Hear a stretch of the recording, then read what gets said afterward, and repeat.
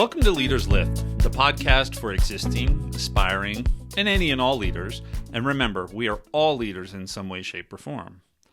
I'm your host, Greg Cunningham, and I want to say thanks for tuning into episode 17. Today I'm going to focus on tying several previous topics together and add to them a bit of courage. We've talked about how fear, trusting others, the power of optimism and positivity, and today I'd like to tie those into courage and faith. Now, when I say faith, I'm not talking about the kind of religious faith you might associate that word with. I want to talk more about faith in ourselves and others, particularly others. And that's probably more about trust versus the more traditional definition of faith. And then the pluses and minuses, spoiler alert, this kind of faith or trust will fail at times. And then talk about how courage fits into all of this. Stick around for the discussion. Before we dive in, just a reminder to share the podcast out to someone in your circle. Sharing it with one other person can help me reach a broader audience and allow us together to make a bigger impact on today's and tomorrow's leaders. Also, if you're interested in supporting the show through either a Patreon membership or in other ways, check out the show notes for your options. But now it's time for good old-fashioned story time. Except today, I want to share a story about someone that I believe exemplifies courage, trust, and faith. I'm going to call her Sally. Names have been changed to preserve the awesomeness of the individual. This is just one example of the courage she has shown over and over again as I've been privileged to work with her. Our company had just made some organizational changes. It was time to actually combine our service desk with another similar group that had been part of an acquisition many years before. The two groups performed similar functions, but my group were doing so mostly for internal staff, this other organization was doing it mostly for external customers. As part of this change, I was going to report to a new senior leader, so we all got together to figure out how to best structure the organization and develop our plans for moving forward. My management team had been growing pretty steadily as we had significantly increased our workload. But as we talked, we identified one area where it made sense for me to have another member on my team that would focus on quality, training, and things like that. As we talked, it was suggested that I consider Sally, who was a member of the leadership team of the other organization. I think I had only briefly met her at the time, and I didn't know what she was capable of, and she really didn't know me either. But I trusted my new peer, one of the leaders on the other team, that made the recommendation. But that's actually not why I'm sharing this story. After about 5 minutes of discussion, he suggested that he go talk to her immediately and let her know what we were thinking. Now, from what I understand of the conversation, it didn't go great. There were tears. But to put this in context, Sally really only ever worked for him and this organization. She spent 1 year putting her degree to work, but other than that, this had been her professional life. I can imagine how tough it must have been for her to be told that we wanted to make a change and that she would be working for someone new, in another group, and in another state. Now, this was before remote work was such a big deal. But now we come to the reason I share this story. She stepped up big time. There was enough trust built up, even though I don't think she understood trust then like she does now, that she was at least willing to give it a try. I met with her before I left town, and I will tell you that the decision to bring her onto my team was one of the best professional decisions I've ever made. I hope that she feels the same way. We had to start at the beginning and build trust, but once we started down that path, the sky was the limit for her. While her previous boss and I were very similar in some ways, straightforward, high expectations, supportive, etc., our styles were very different. Where he focused more on practical skills, I focused on, this will be a huge surprise to everyone, leadership development, and she just ate that up. Just to give you an idea of how this played out, when we had to do mass layoffs due to outsourcing, she was the one person I kept on my staff. When I decided to move out of that role, she took it over.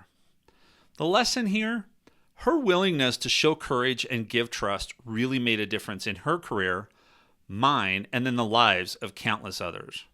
That's the good that can come from just a little bit of courage, or at least enough courage to take that first step. Now, I didn't have this in the episode originally, but I had this experience today, so I thought I'd also share it. Sometimes fear can creep in when we least expect it. You know how much I love to ride my mountain bike. Well, this week I decided I needed and almost had to go hit some real trails. It's just time for that. Weather here is finally great as long as you can avoid the massive snow runoff we're having, and I just needed an out. So yesterday I spent a couple of hours tuning up my bike. I changed the chain for the first time. Sounds simple, but remember my fear of making things worse? I didn't, but the fear was there. I also swapped out the brakes and just basically got the bike ready. Today, as I was loading the truck, I had fear start to creep in. What if the bike is messed up? What if I did something wrong and made it worse?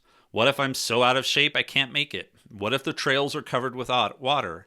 And on and on. It was kind of weird, but maybe it was because it's the first ride of the season.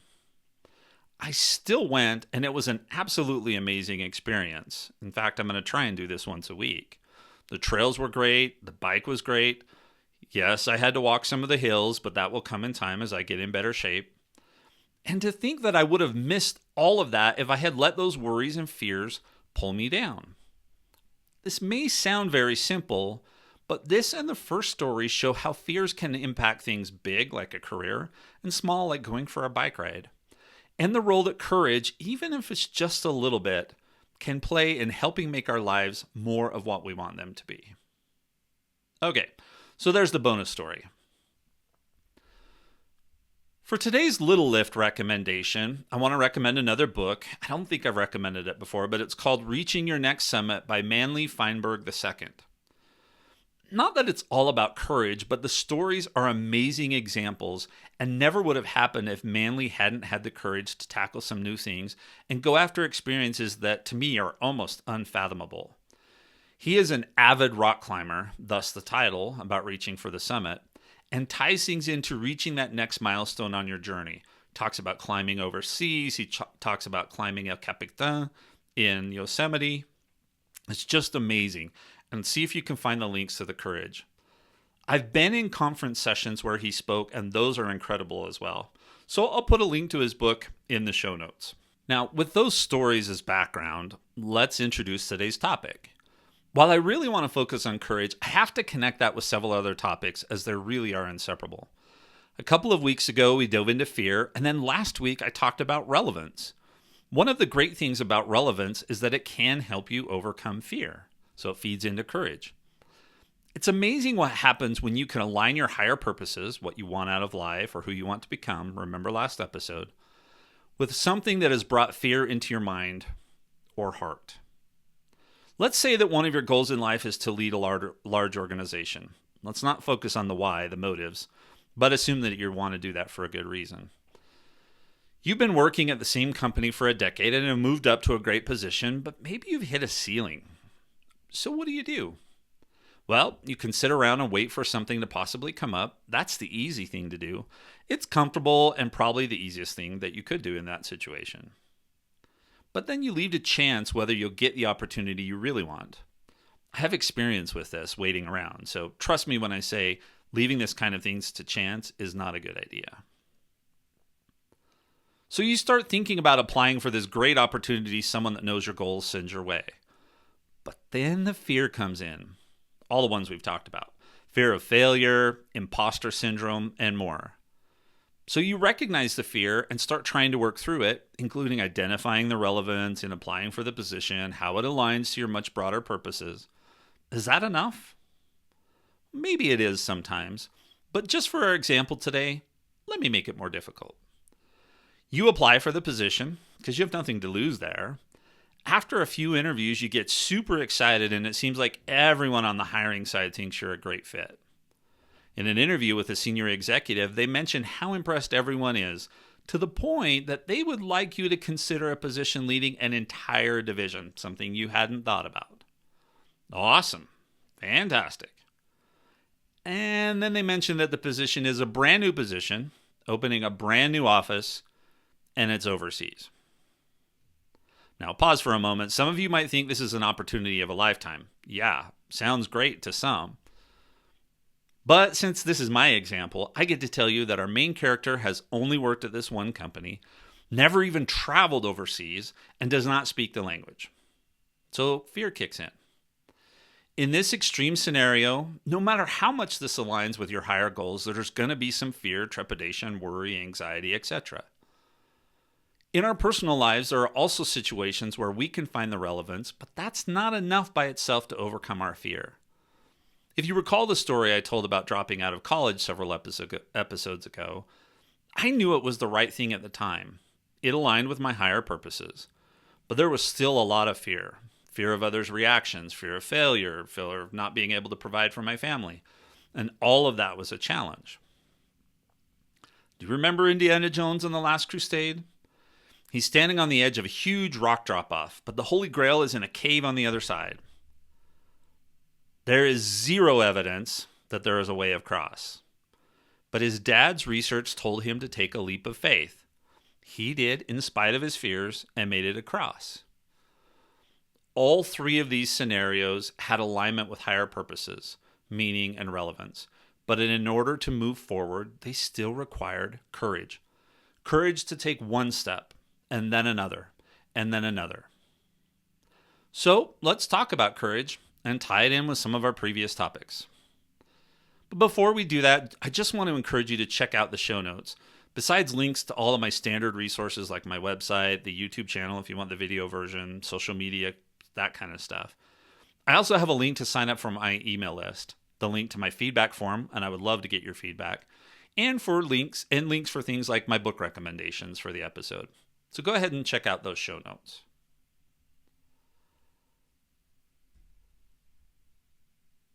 A common definition of courage is something that allows you to move forward without fear.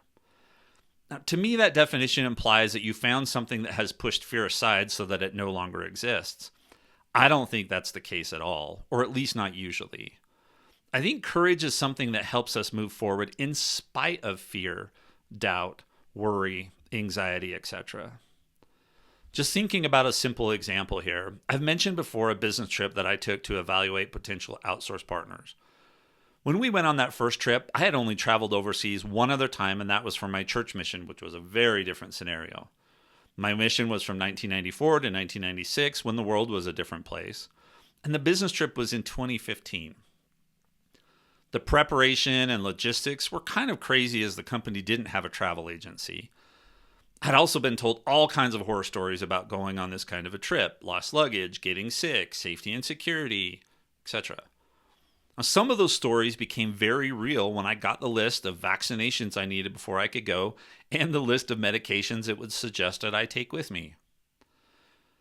That also reminded me of the couple of times I had to go with other missionaries to clinics in Brazil. Those were not great experiences. With all of this, I was excited because this was a once-in-a-lifetime experience, but there was also a tremendous amount of fear. Now, do you think all those fears ever went away? Nope. Did I still go on the trip? Yeah, you already know the answer to that. And courage was one of the reasons that I went. How did I find the courage? Well, there are a couple of things to think about here. Let's first talk about relevance. At the time, one of my medium purposes, not my overarching life purpose, but one of those means to an end, was to continue to progress in my career. What I realized is that if I wanted to continue to progress at the company, I had no plans to go elsewhere, this trip really was not optional.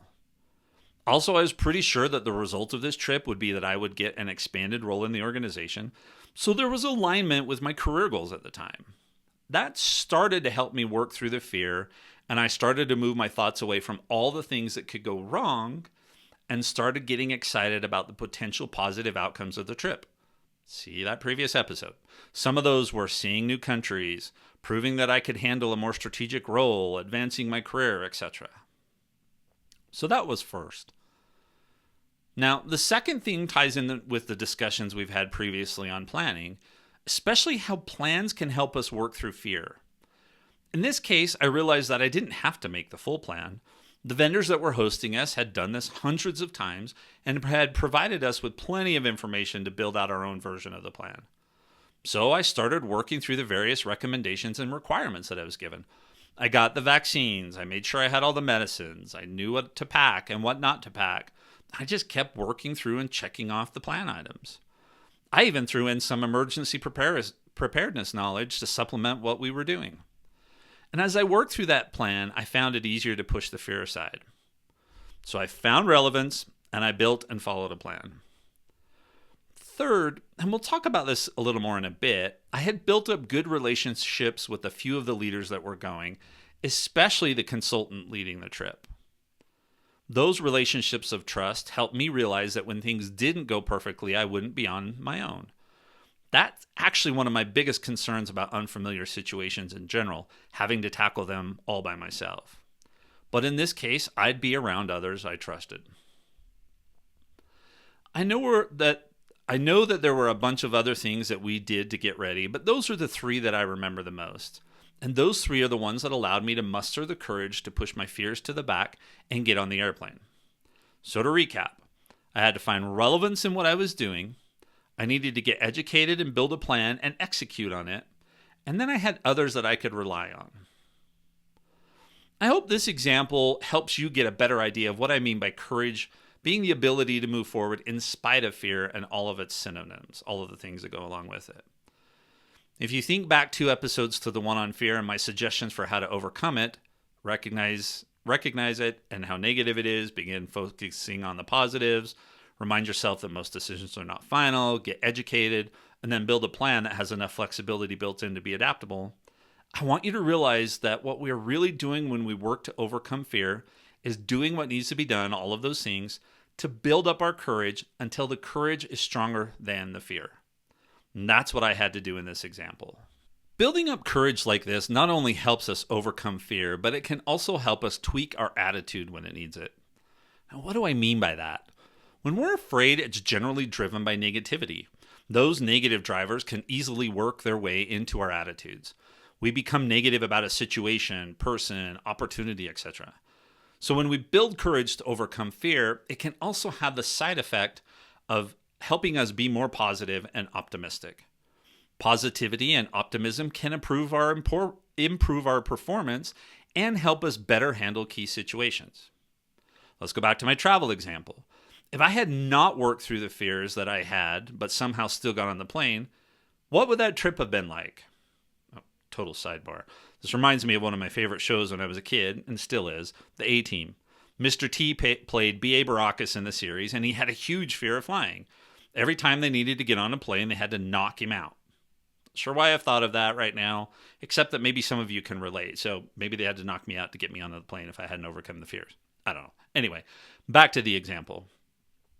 If I had spent that entire trip worried about food, transportation, water, getting sick, etc., would I have been focused on the real reason of the trip? Would I have been able to do those things to prove that I could handle the next opportunity I felt I had a shot at? Would I have built up the kind of partnerships we would need to have with whichever vendor we chose? The answer to all of those questions is absolutely not. I would have just been trying to curl up in a ball or stow away in a plane to return home. Now, those fears didn't go away during the trip. We had one member of the team get pretty sick. I ended up eating all kinds of new foods, and some did not sit well. We stayed in hotels guarded by military personnel. That makes you feel good and a little bit nervous at the same time. I almost got stuck at an airport checkpoint all by myself.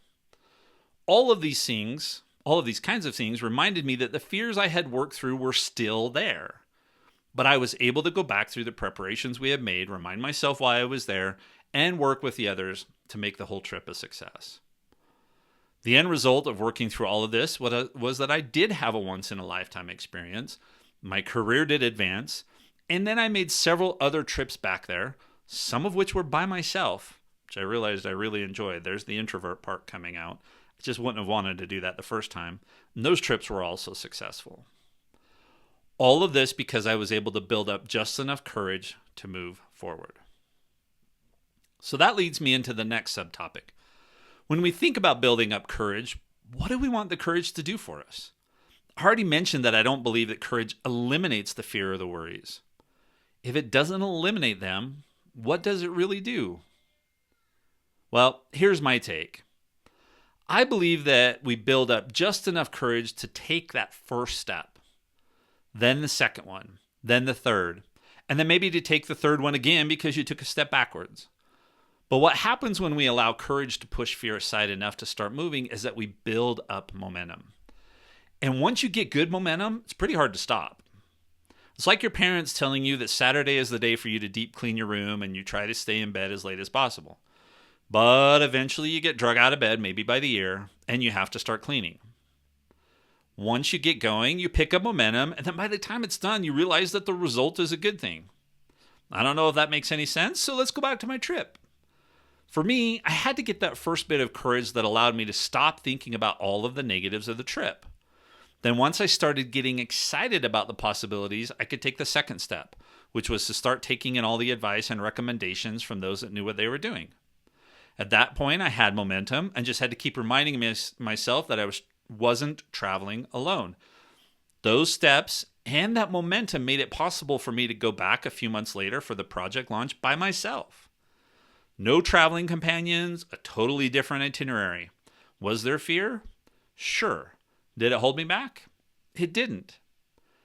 That actually led me to taking others, Sally from the example above, and helping her do some of this same type of thing, work through the fear and the courage to do something like this. So, what I really want courage to do for me in my life is to help me get started and build some momentum. And after that, the sky really is the limit. Let's emphasize this with two other examples. First, let's go back to Sally. She didn't find the courage to jump in feet first. She found the courage to say yes and give it a shot.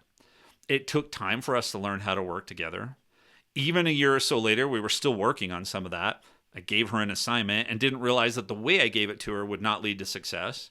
We had to correct that. But by then, there was so much momentum that it was easy to keep moving forward, even with that misstep.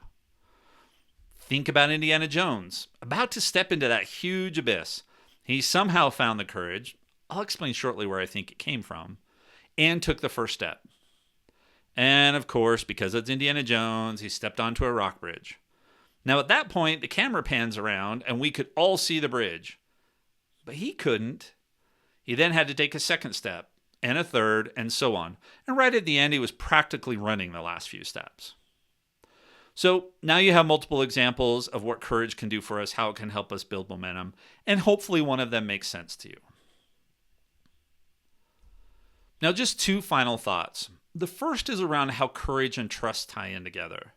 This is really about having the courage or faith to trust others. I think this is a key component of developing courage, mostly because it's a myth to think that we can go through life relying only on ourselves. So at many, many points of our lives, we'll need to find the courage to put some trust and faith in others.